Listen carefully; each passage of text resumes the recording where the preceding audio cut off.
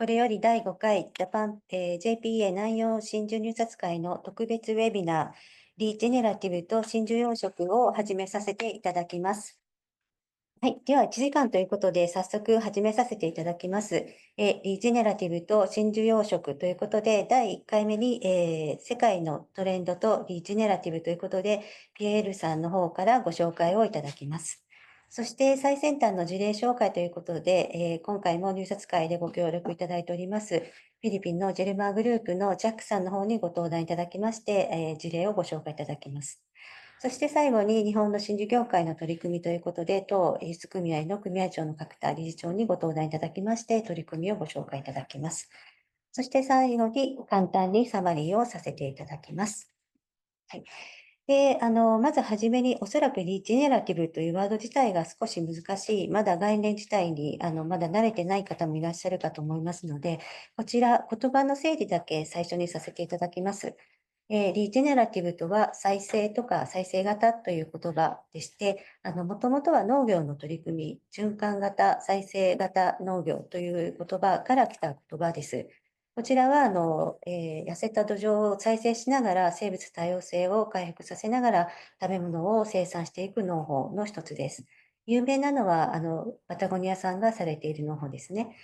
サステナブルとは持続可能性という言葉でして、国連は、将来世代の欲求を満たしつつ、現在世代の欲求も満足させることと定義しておりまして、これを実現するためには、自然界の再生復興、リジェネレティブが必要になるということで、このリジェネレティブという言葉は最近注目を集めています。この概念なんですけれども、レスバットというのネガティブなものを減らすということから、今はリジェネレティブ、プラスをもっともっと増やしていくという、こういう取り組みが必要に重要になってきているということで、こういうワードと、それから取り組みが今注目を浴びているということです。ここで日本の真珠養殖も、真珠養殖の業界ができることということは非常に大きいことですので、今回、専門家のピエールさんを招きまして、この後ご紹介をしていただきます。それでは世界のトレンドとリジェネレティブということで、ピエールさんにご登壇いただきます。では、ピエールさん、よろしくお願いいたします。Thank you very much, Yumiko. I did prepare a few slides and you should see my screen by now. So the initial feedback we got on the presentation was that it was a little bit too technical. So I will try to talk as slowly and clearly as I can, and hopefully keep things as simple as they should be. So the presentation is about why we believe that we should measure social and environmental impact in the context of pearl farming. So it turns out unregulated fishing and aquaculture can sometimes destabilize ecosystem and affect those activities as well as the people relying on them. Climate change actually amplifies these impacts, making fishing and aquaculture even more vulnerable. So where we're going is an attempt to define a sustainable future which can mitigate climate change risk and reinforce the resilience of ecosystem and society. We believe that aquaculture can provide a resource-efficient source of food, raw material, and products, but that it can also accelerate ecosystem restoration, as Yumiko was mentioning. Those benefits are already proven. Science has been explaining those mechanisms, and many farmers are already delivering valuable habitat, water quality, climate, and social benefits. However, the data related to those initiatives is still limited, and the monitoring and evaluation are not yet harmonized. Now, we're going to talk a little bit about the framework that we use. So the regenerative framework offers a shared language and supportive network to help farmers, researchers, government, and non-governmental organizations to understand, value, and communicate those benefits. The challenge that we're facing together is to get this nature positive future right. What do we effectively measure? Each type of aquaculture present a different set of challenges and benefit. And as you can see in the slide, in the middle, we have the potential benefit of aquaculture, which are actually easier to manage and probably present a higher profile of positive impact. In terms of marine pearl services, the potential benefits of regenerative practices has been identified already. Further research is now needed to accurately measure and monitor their impact by species and by location. One example in Japan, and I think Yumiko will touch base on that, is Satumi, which is the very close relationship between agriculture and aquaculture and how one influence the positive outcome of the other. How do we measure and what do we measure? The framework offers 4 relatively easy to understand and remember pillars. The first one from the left is resource and livelihood. The second one, water quality. The third one, climate change. And the fourth one, habitat. Traditionally, all the impact research have been focusing on carbon emissions, so climate change, but we believe that having those 4 pillars provides a more accurate picture of the impact profile of aquaculture. The methodology that we suggest is supported by very clear metrics, which are transposable to nature capital accounting. Now, what nature capital accounting is an approach to value the benefit which are not necessarily directly related to the production and sales of pearls, but to all the positive impact it can have on water quality and all the pillars that are listed above.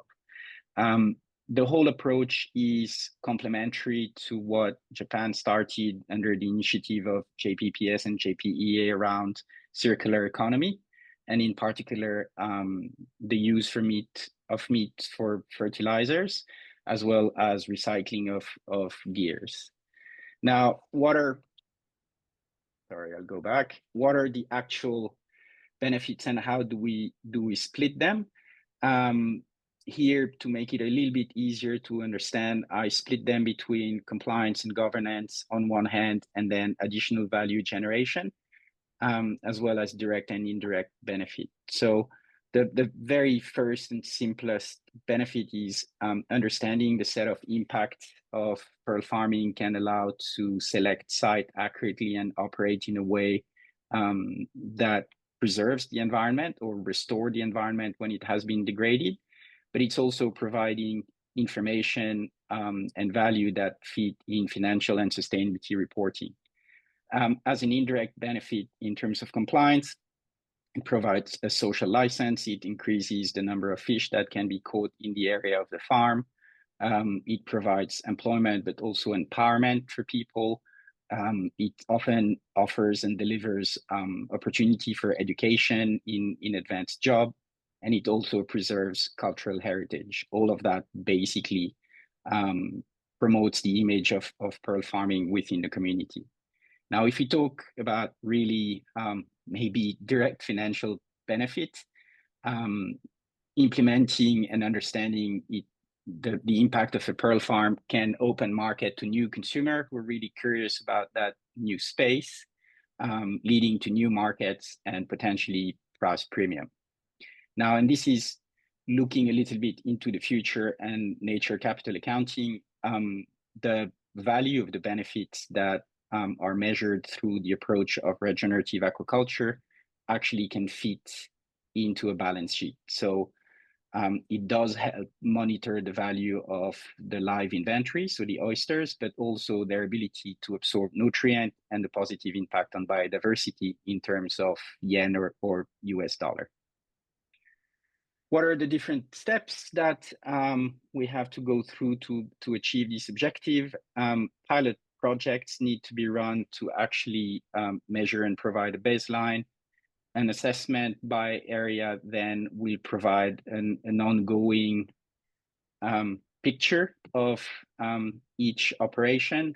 that may lead to a code of practice which a sector or a country can follow, and this can then be articulated into a certification process. And that's about it for me. I'm not sure whether we're going to get questions a little bit later on, but I thought I'd keep it quick and finish with, in really a nutshell, the objective is to enhance the resilience of our planet and people, to halt and reserve nature loss. And we're confident that pearls are probably the only nature positive gemstone you can find. Thank you very much. Yumiko, back to you. ありがとうございます。ジャックさん、ありがとうございました。はい、非常にごめんなさい。ピエールさん、ありがとうございました。非常に簡潔にまとめていただきましたので、少し時間がありますので、ご質問のある方はいらっしゃ、声が出せないのか。そうなんですね。ですので、ジャックさんと理事長の方からご質問があれば、ピエールさんにお願いいたします。ゆうさん、私から質問いいですか？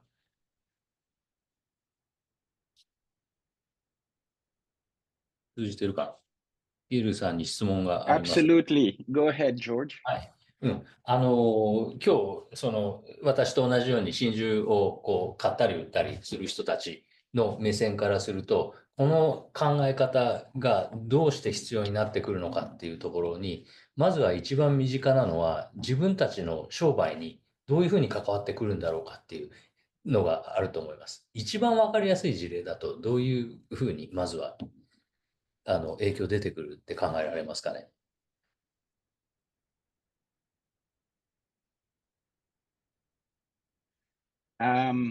Well, the benefits, as I showed in the table, are multiple, but I think one of the major weakness, or I would say risk of the industry that we've all lived for the past maybe 50, 60, 70 years for some of us, is the volatility of demand and price.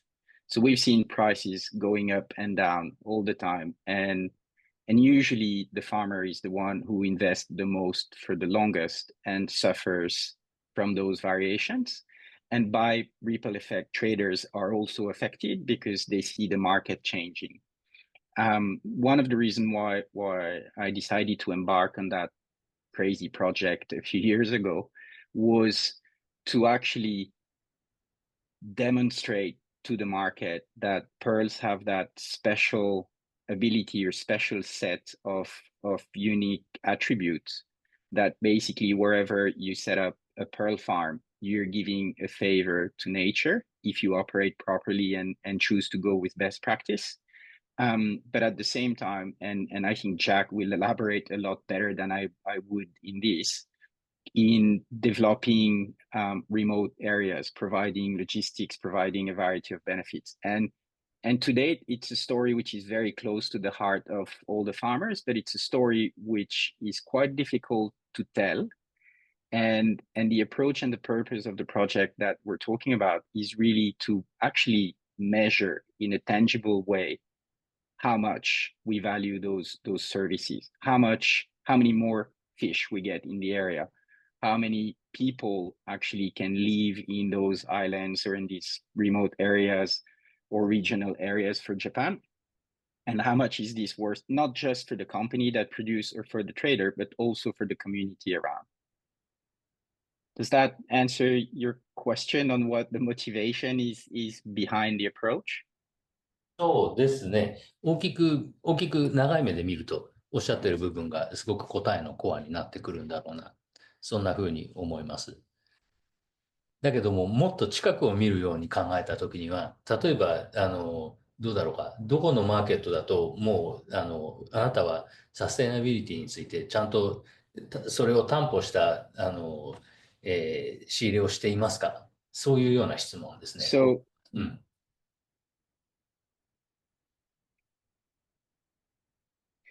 So very, very short term and very immediate. I'm actually in Europe today. I'm in Switzerland, and I went to a trade show in Geneva, now to Lucerne. I'll be in Paris tomorrow.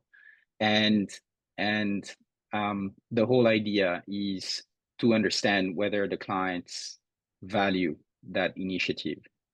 And I must admit that I met with fairly large brands, but also independent jewelers, people who actually talk to their clients.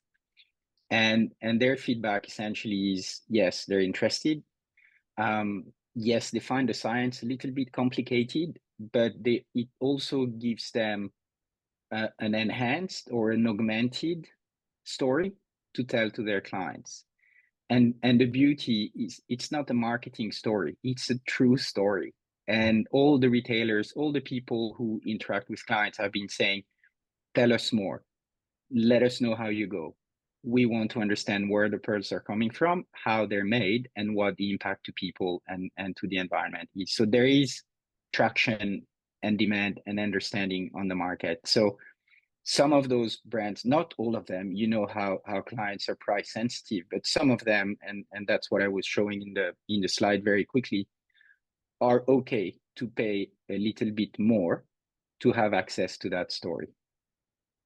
So I think that if everybody's different in the industry, some people would be very secretive on how it's made, where it's coming from, and then it's just a price discussion. But some more and increasingly, and farmers and traders are open to say, well, that pearl was made by John in a small island in Tahiti. It was shipped last week. We didn't treat it, and then it comes to you directly.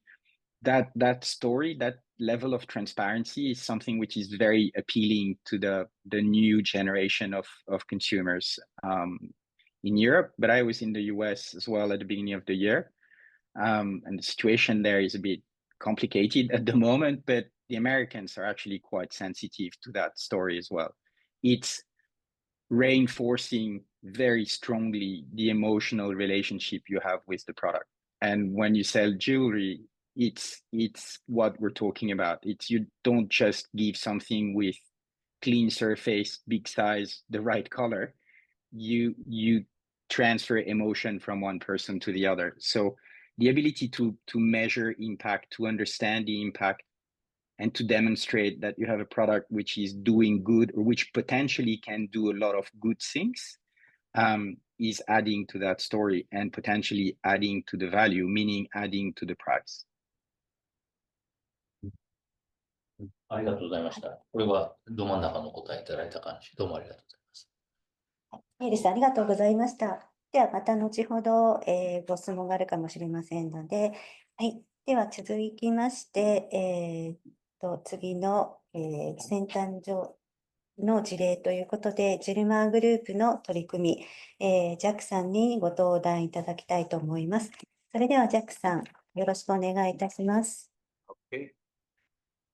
All right. Thank you. And good afternoon to everyone, distinguished members of the pearl industry, JPA and President Kakuda-san. Thank you so much for having us on board again today for this webinar. And of course, the city of Kobe. Domo arigatou gozaimasu. And today I'll be talking about the sustainability and regenerative aspect of pearl farming in the Philippines, in particular for Jewelmer. That being said, as president of the Confederation of Philippine Pearl Farmers, I'll be also sharing a message on behalf of the whole industry here in the Philippines. So we'll go to the first slide, which is just an introduction on the history of Jewelmer, a short introduction. So Jewelmer is a international high jewelry maison that was born out of a commitment to producing the world's most lustrous golden South Sea pearls and exquisite fine jewelry. Next slide, please. Here in this picture, you have an image of the two co-founders of Jewelmer. The man on the left is my father, Jacques Branelec, and the man on the right is our chairman, Sacho-san, Manuel Coaco. My father started his experience in the pearl industry in Tahiti. He was one of the pioneers of the black pearl and started one of the pearl farms there, which is quite famous in Maratea Sud, which is now owned by Robert Wan. And Mr. Cuanco is a Filipino entrepreneur with numerous businesses in various industries in the Philippines. Next slide, please. So as many of you probably already know, compared to other gems that are mined, particularly diamonds, colored stones, other precious stones, they have to be mined from underground.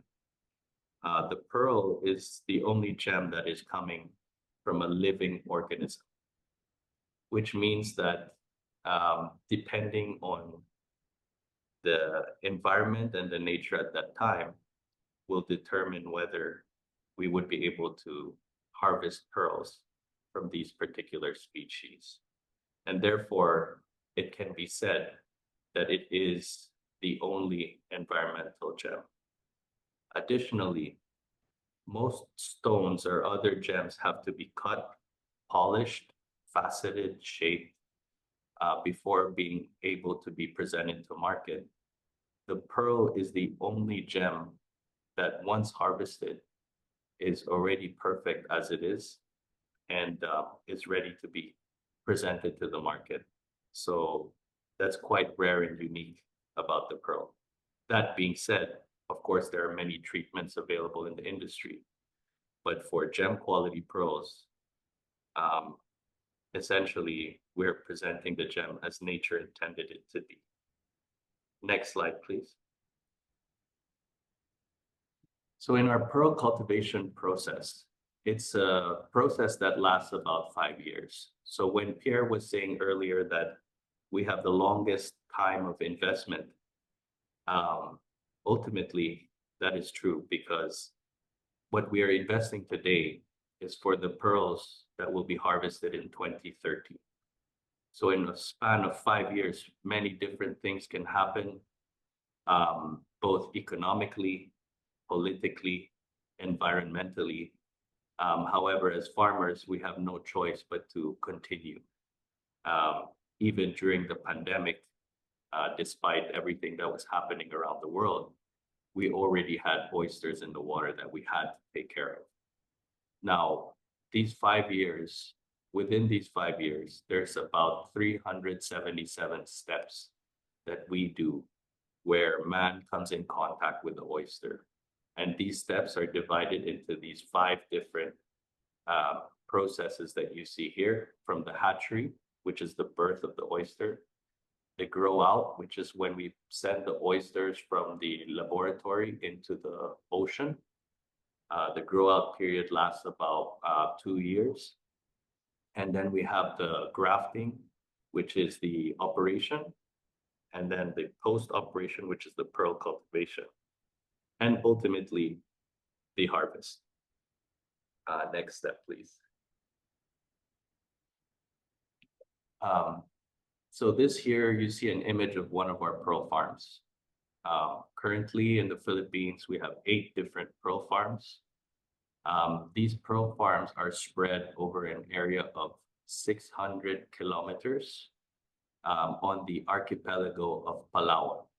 The archipelago of Palawan is made up of 1,100 islands.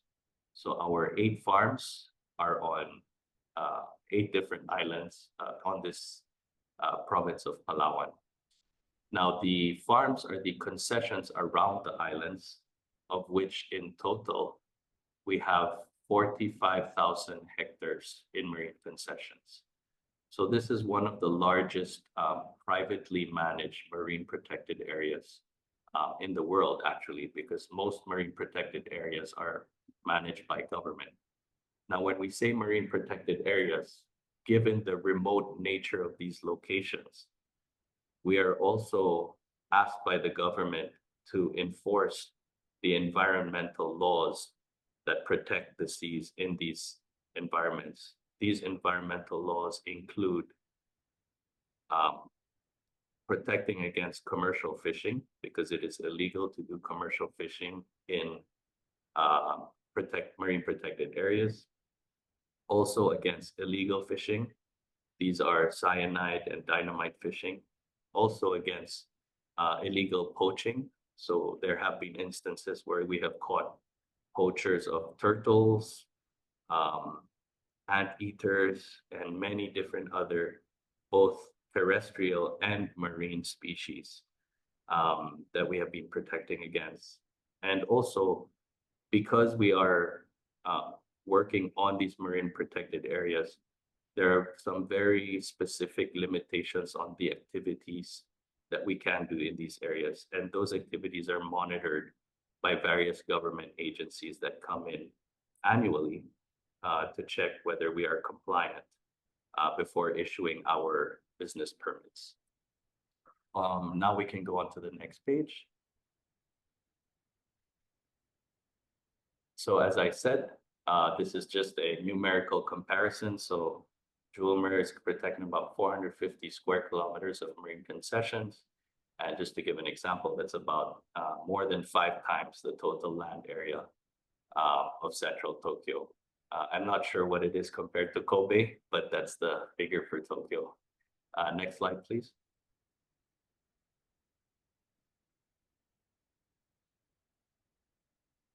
So in the process of culturing 1 gem quality pearl, the oysters, or we would be filtering about 24 million gallons of seawater. Okay, so that's a tremendous amount. That's equivalent to around 36 Olympic-sized swimming pools. So to give you an idea, an area of about 5,000 hectares is holding probably a biomass or about 1 million oysters. Okay, now if we compare that to the Akoya oyster, the size of hectares versus number of oyster is much more dense, meaning there would be smaller areas with a much higher number of oysters. Now, the reason that we make sure that we don't stock too many oysters per area is particularly for that reason, to preserve that area so that it can continue to house the pearls, not just this year, but for the next 20 years, right? So our marine concessions are renewed every 20 to 25 years. So we are thinking very, very long term. We cannot afford to just think 3, 4, 5, even 10 years is short-term thinking for a pearl farm. Next. So Jewelmer is also helping to protect around 150 square kilometers of virgin forest land. So these are forests that are located around the pearl farms. Now you might be wondering, why does Jewelmer need to protect the forest? The reason for that is because the government also makes sure that we are protecting against illegal logging, which is the cutting of trees, and also slash and burn farming. The reason that we are protecting against that is because if there are areas with illegal logging or slash and burn farming, during the rainy season, all of that soil will run off from the mountains into the water, will cover the coral reefs with silt, and eventually kill the marine environment there. So not only are we protecting what's underwater, but we're also protecting what's on land, right? So there's a very sensitive relationship and symbiosis there between what we're doing and what we need from the environment. Next page, please. So this is the comparison for producing 1 gem quality pearl. It's about 28,000 square meters of forest is protected. That's equivalent to around 5 football fields. So the island you see here is actually our farm, the first farm, where we are protecting 14,000 hectares of natural rainforest cover.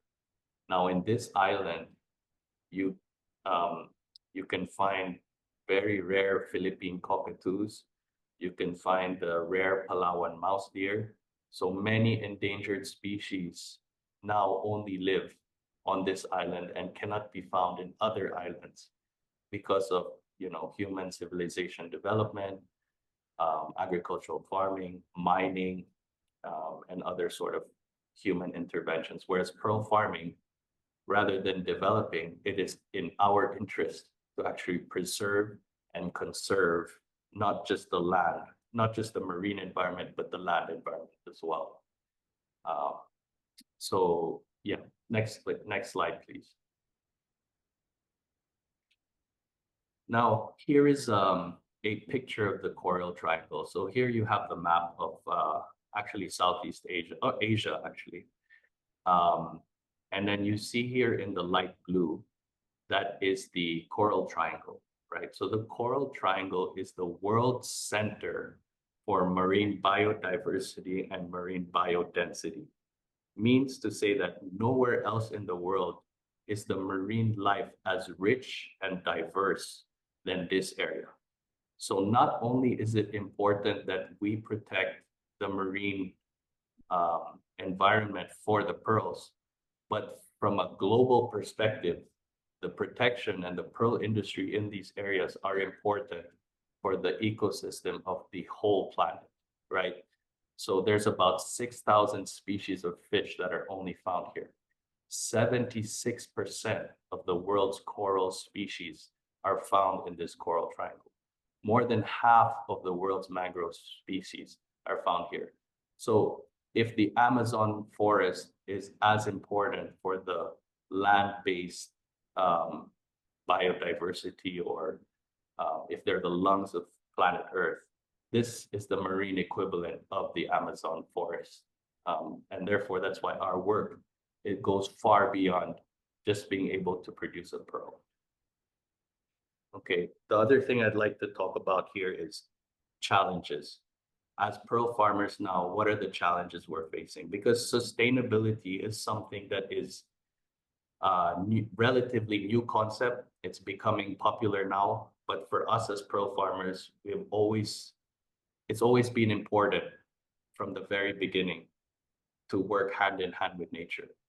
If we would do anything that was counterproductive or destructive to nature, there is no chance that we can produce even one gem quality pearl. So today, the challenges we face is not local, but the challenges we face is on a global level, which is the increase of carbon dioxide in the air. So our ocean absorbs more carbon dioxide than any trees or anything. So the ocean absorbing more carbon dioxide is increasing the acidification. As you already probably know, most marine species are calcium-based. Therefore, if the ocean is becoming more acidic, it gets harder and harder for calcium-based organisms to metabolize. The other challenge is temperature. As I'm sure you see in the Akoya farms in Japan, last year was very challenging for survival because of high water temperatures. We are experiencing the same thing in the Philippines. And our friends in Indonesia have said that they're also experiencing very high water temperatures. So this is really our biggest challenge. Our volume of production is not a decision that is done in the boardroom. Our volume of production is controlled by the variables that nature presents us for that year.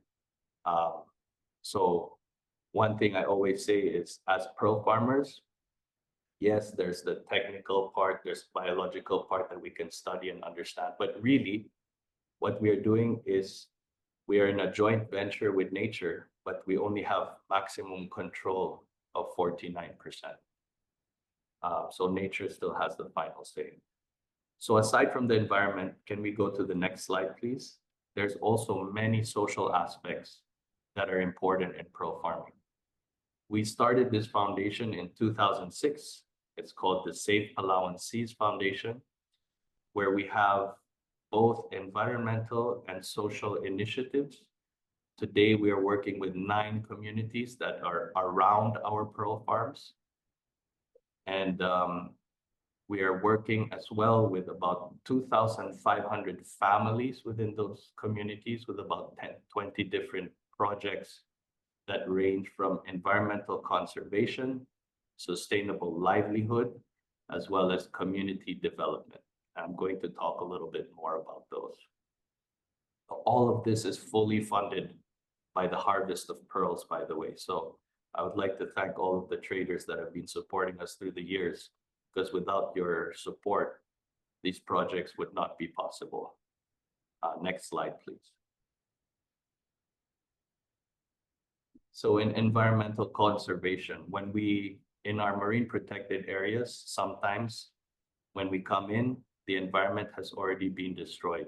So it is our job when we go in to repair. So we have various coastal cleanup and waste management programs.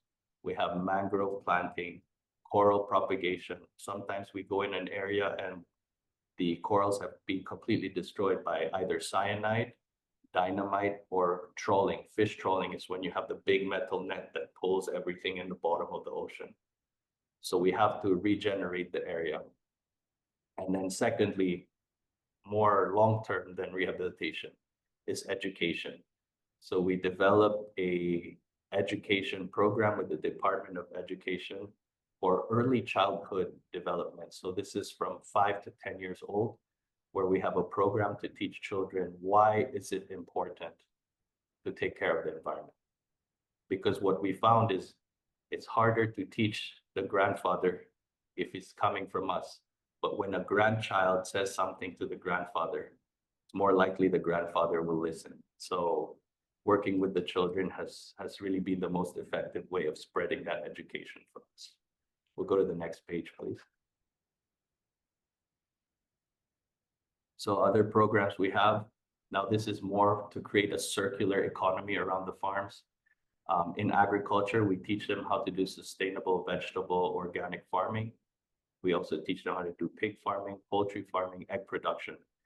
And that way, from the farm level, we can purchase our produce from these communities around, but also these communities will learn other trades rather than just fishing from the ocean, where these communities, these rural coastal communities become more independent and sustainable. In terms of mariculture, we teach them also sea cucumber farming and seaweed farming. And this is just to supplement their income. So when there are periods of where fishing is not so lucrative, they also have other industries that they can depend on, such as agri-processing also for cashew, virgin coconut, and vegetable processing. Okay, next.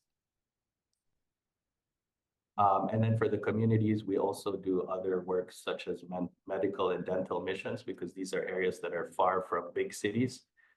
So it requires quite a lot of resources to bring doctors and medicines here. So we do this on a regular basis, as well as different education programs. So around nutrition, around fisheries, and other sort of projects. Next page, please.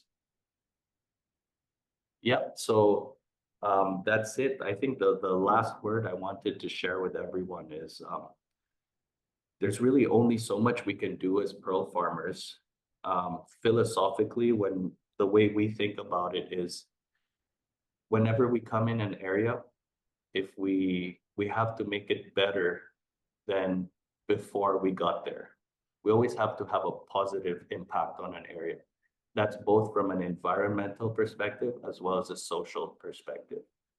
And so when we take care of the environment in an area, when we take care of the community, hopefully that helps us cultivate nice oysters. And then if we have nice oysters, a nice community, a nice environment, hopefully we can harvest a nice pearl. But the nice pearl is not the end result for us. The pearl is just a tool to continue this cycle and continue our positive impact. Once again, thank you to everyone for all of your support. Again, all of these projects would not be possible without the whole industry behind us. So we're very grateful, and this is your legacy and your story as well. Thank you very much. ジャックさんどうもありがとうございました。では続きまして、次の、事例に入りたいと思います。次の事例はですね、日本真珠輸出組合の、角田理事長より、日本におけるリジェネラティブの取り組みということです。では、理事長よろしくお願いいたします。はい。ジャックさんどうもありがとうございました。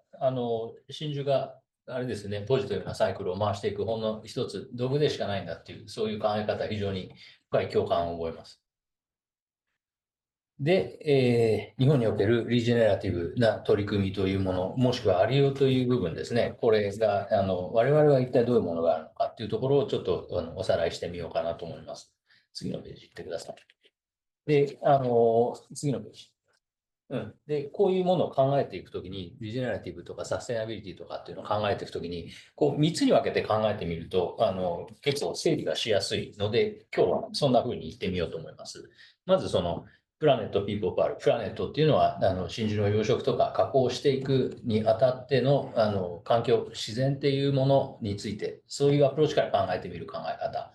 それから people っていうのは、さっきのジャックさんのプレゼンテーションにも多くあったように、コミュニティに対してどういう影響を与えていくのか、どういうポジティブな影響を与えていくのかっていう、そういう人からの考え方ですよね。それからパールっていうのは、それが経済的にどういう意味合いを持つのか、価値を持っているのかっていうところ、そっちからの、アンクルの、考え方なんですけど、今日は、この中でのプラネットっていう部分に絞って考えていきたいと思います。で、じゃあどういう環境かっていうと海でしょっていう、そういう感じになるのではありますよね。ただ、まあ、美しい海があれば、綺麗な真珠ができると。そういうものでもなく、大いにその、人がどう関与したかというとこも、自然にはかなりの影響を及ぼします。なので、この海と山と人の関係っていうのを分かりやすく説明しようとするときに、里海システムっていう考え方があるので、これに従ってちょっとこう考えていくといいかなというふうに思います。これを紹介してみますね。アコヤ真珠の養殖が他の母外種とどう違うのかっていうところなんですけども、さっきのジャックさんのスライドにもあったけども、非常にこう雄大な海があって、そこに何千もの島があって、綺麗な海で養殖するっていう、そういうビジュアルがすごく印象的だったですよね。だけども、そのアコヤ真珠の養殖っていうのは、人の住んでるエリアと養殖をやってるエリアっていうのがすごく近いっていう特徴があります。場合によってはこう人が住んでるエリアで真珠養殖やってる、まあ島なんて、三重県の島なんてそんな感じですよね。だからこう人が何かしたことが、自然に対して作用したことがものすごく影響しやすいっていうところが日本の真珠養殖の現場のあれなのかなと、他の養殖と違うところなのかなと思います。そんなところで、どういうふうにこの里海のシステムが回っているのかっていうのを、ご説明しますと、まずその海辺に人が住むわけですよね。人が住むと、管理された排水なんかを海に対してします。それから食べ物を作るために、畑を開いて施肥をしたり、森の管理をしたりします。で、それがこう、陸地を豊かにしていくわけですよね。陸地がすごく生産性の高い陸地になっていったところで、雨が降ったりすれば、陸の栄養っていうのが海に流れていきます。海に流れていくと、アオサノリとか海藻の養殖って真珠の養殖やってる海ですごく多いですよね。そういうものが、すごく健全に育っていく、育ちやすい状況になる。栄養が海に供給されているという状態になります。海の中の、植物性プランクトンなんかにもいい影響を与えるので、食べる貝、牡蠣もそうだし、もうまさにアコヤ貝にとっても栄養が供給されていくと。そういうことになります。それでそういう生き物が育ったら、人がそれを海から取り上げるわけですよね。これをやることによって、海が不栄養化しない。海から取り上げられるということで、海の、綺麗さっていうのもまた保たれるわけです。で、そうやって海から収穫したものを、真珠を入札会で売るとかして、取った魚を市場で売るとかして、人が生計立てることで、人はそこに住み続けることができて、また自然に手をかけることができる。っで、消費したものっていうのはコンポストにしてまた陸に返してあげれば、雨が降れば栄養が海に流れていくっていう、こういうサイクルが生まれるわけですよね。物質循環というか栄養循環というか。これが里埋めのシステムと言われるものですね。人がそこに暮らして自然の復元力っていうのを踏まえた上で、やりすぎてはいけないわけですよね。自然の復元力っていうのを踏まえた上で、この自然に作用していくと物質の循環が保たれます。で、収穫の恩恵を受け続けることができて、自然に作用をし続ける。そういうサイクルを回しながら真珠養殖、日本のアコヤの真珠養殖っていうのはずっと行われてきています。取り組みらしい取り組みでもない、すごくナチュラルなことなんだけど、これがもう連綿と100年以上にわたって続いてきているというところですよね。人が注意しなければいけないことは、自然の復元力を超えた数の貝を持たないということや、自然の復元力を超えた排水とか、その投棄をしない、山の管理も適切に行うという。そういうことを守っていくっていうことが、リジェネルティブの、第一歩であると思います。何か新しいことを始めるんじゃなく、もうすでに回っているこのサイクルを次の世代にも渡って回していくということが、日本の真珠養殖リジェネラティブだよねって言えるための一歩だと思います。それはただ、そうやっていますっていう、発言しているだけではダメで、それで、あれですね、ピエールさん入ってきてもらって、これを数字の上で、一体どういうふうに自然にネガティブなインパクトを与えていないのかっていうのを表していくのが、LCA という手法なわけですよね。それは後ほど、イージスさんの方からこういうふうに数値にしてっていうところは説明してもらいますね。はい。で、もう一つ積極的な意味で行っているリジェネラティブな取り組み、これまで始まったばかりで1年しか経ってないんだけど、今後育てていきたい取り組みとして、こういうものがあります。この養殖漁具をリサイクルしていく取り組みっていうのに、取り掛かっています。なんで始めたかっていう背景ですけども、まず日本から海外に向かっての輸出する品目として、500億円弱という数字が2023年ぐらいにはできてきたんですよね。日本から輸出する海産物の中の 12% 弱を占めるぐらいになってきたと。ある程度まとまった数字になってきてるから、社会的な責任とか責任ある行動っていうのが求められてきている。そういうところがあります。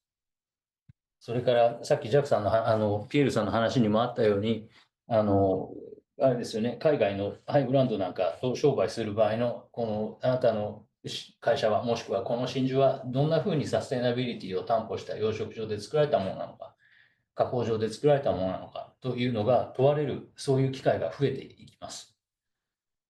輸出組合においてもそうですけども、ハイブランドのみならず、これはサステナビリティを担保した養殖場で作った真珠であるかどうか、そういう養殖場を紹介してくれないか、そういうディーラーを紹介してくれないかという、そういう問い合わせっていうのも増えてきているのも事実です。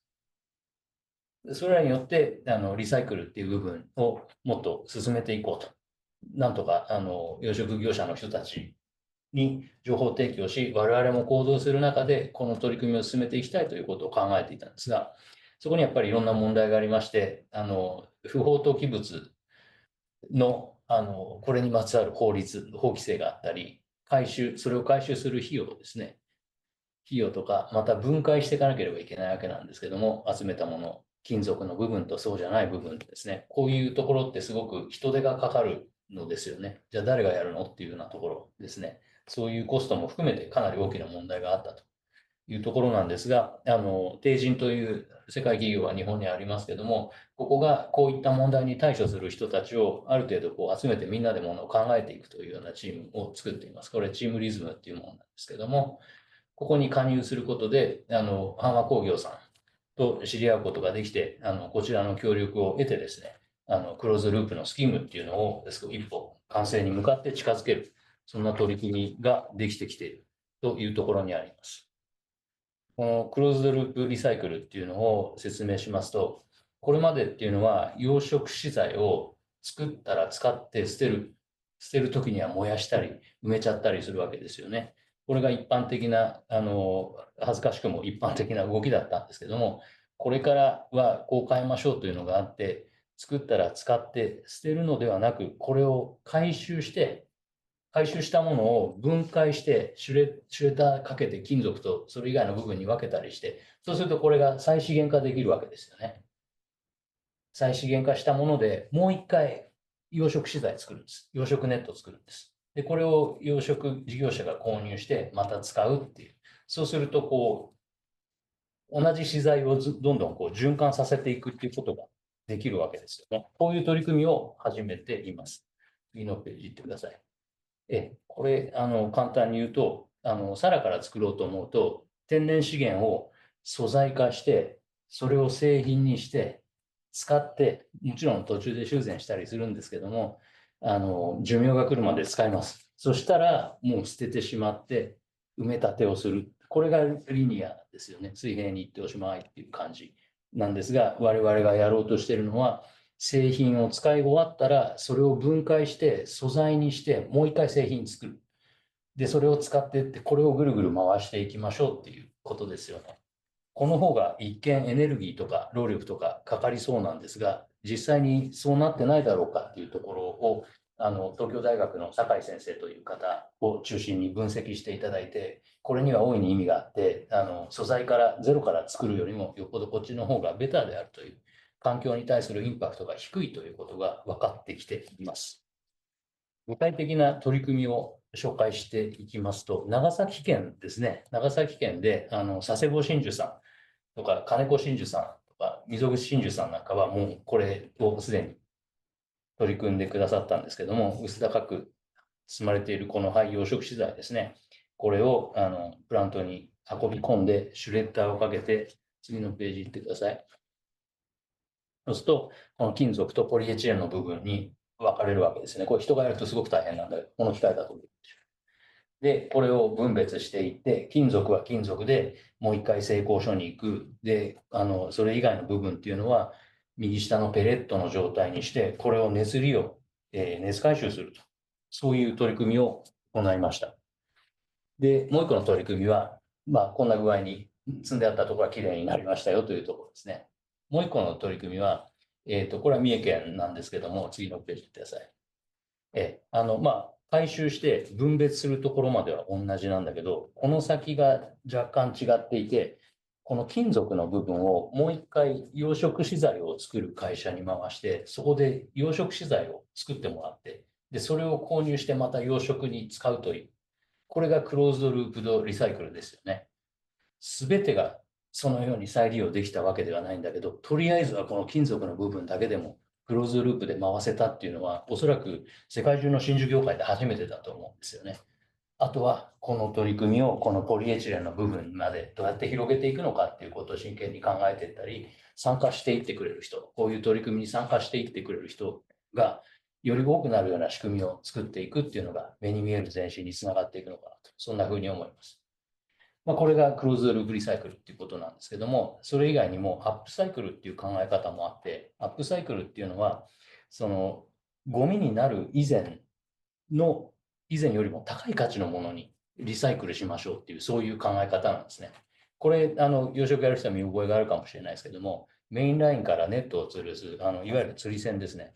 釣り線のロープなんですけども、これも、強度が落ちればただのゴミになるわけですよね。それを、ある程度、フジツボを落としたりして洗います。洗ったものを、ペットボトルのホルダーに使います。なんでこうなるかっていうと、浜掃除とかのイベントを数多くやってるうちに、ペットボトルのゴミっていうのはものすごいということが分かってきて、ペットボトルを使わない取り組みっていうのを、今後進めていくことはできないかというのを、私は、あれですね、養殖の海っていうのを世界中にアピールするっていう宿泊施設を始めたんですけども、そこではこういうのを使ったりしています。取り組みとしては、これを海女さんに組んでもらって、海女さん結構出漁する機会が減ってきてますからね。環境変化、温暖化しちゃってるから。で、そこで編んでもらったものを販売力のあるパタゴニアとか、そういうとこで、販売してもらえないかという取り組みをやろうとしたんですけど、なかなかうまくいかなかったと。でも挑戦をし続けているという、そういう段階にあります。こういう取り組みですね。まずはその里海のありようというのを深めていくということとか、クローズドループのリサイクルを広めていくというようなこと。これが今、日本の真珠協会でやっている、リジェネラティブな取り組みの一つだと思います。これをどんどん規模を大きくしていけばですね、日本風のリジェネラティブな真珠養殖っていうのがもっと見やすい形になっていくのかと思います。じゃあ、LCA の話なんかをしてもらうか。はい。では、ここで、先ほどの、説明のありました LCA の話をさせていただきます。先ほどのこの部分ですね。漁具の、リサイクルする場合、リサイクルしたときに、環境負荷がどれだけ、下がっているのかということを、計測してもらうものを、ライフサイクルアセスメントと言います。で、廃棄のカゴの処理から新しいカゴが作られるまでを、このシナリオの1と2を比較した数値を出してもらいました。まず1がゴミとして処理をした場合、それから2がリサイクルをした場合です。で、これが、先生のダイジェスト版です。今、論文を書かれているので、詳細は論文が出てからになるんですけれども、ゴミとして処理をした場合、CO2 排出量が 5808kg 出ます。リサイクルした場合は4191ということで、約1キロで1トンですね。1トンあたりの CO2 排出量が、1617.4kg 削減。約 27.8% 相当を、CO2 を削減することができたという数字を、頂戴しておりますので、ここでご紹介をさせていただきます。あと最後にその他の取り組みということで、先ほど理事長から話もありましたように、浜掃除ですね、を、輸出組合も一緒になって、やっております。今回は、海の中の掃除、スキューバダイビングの会社の方もご協力いただいて、海の中の掃除も取り組みました。それから廃漁具リサイクル、それからアップサイクル、ボトルホルダーを作る取り組み、それからコンポストですね、こちらも、貝肉を取り出した後の貝肉をコンポストにして、また山に戻すという、そういう取り組み。それから NPO 法人がやってるんですけれども、ジャックさんの例にもありましたように、こちらは、植樹をしております。募金をいただいてお金が貯まったら、養殖場の上の山に植樹をする取り組みも行っております。それからピエールさんにもご紹介していただいたフレームワーク作りを今、業界を挙げて取り組んでいます。こういう取り組みを、業界を挙げて日本の方では取り組んでいるということでご紹介をさせていただきました。はい。では、駆け足になりました。時間が過ぎていますので、質問は、あれですかね。ちょっともう時間がないので、またもしご質問がある方がいらっしゃれば、最後に、アンケートのところにお書きいただければと思います。では、サマリーってよろしいでしょうかね。はい。では、最後にサマリーをさせていただきます。真珠産業は、本当に、健全な自然循環の中で成り立っている産業であるということを改めて分かりました。